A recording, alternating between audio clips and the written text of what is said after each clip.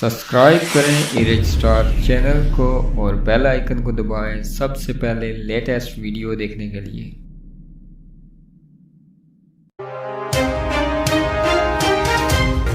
अस्सलाम वालेकुम दोस्तों, इरेज स्टार टीवी पर आपको खुश आमदीद। पाकिस्तानी ज़ेर इंतज़ाम जम्मू व कश्मीर के ज़िला बाग की तहसील देरकोट के गाँव में 73 साल बुजुर्ग हवलदार यूनुस ने शादी करके ये साबित कर दिया कि शादी के लिए उम्र की कोई कैद नहीं। जिनकी शादी लेट होगी वो बाबा जी को देखकर हिम्मत करें। अल्लाह पाक नए जोड़े को सलामत रखे। दोस्तों, अपनी राय का इजहार इस खबर के बारे में जरूर नीचे कमेंट बॉक्स में दीजिएगा और चैनल पर नए हैं तो सब्सक्राइब कीजिएगा। अपना और अपने आसपास का ढेर सारा ख्याल रखें और बाबा जी के लिए दुआ करें कि अल्लाह पाक इनकी जोड़ी को सलामत रखे। और इसी के साथ चाहेंगे आपसे इजाजत। अल्लाह हाफिज।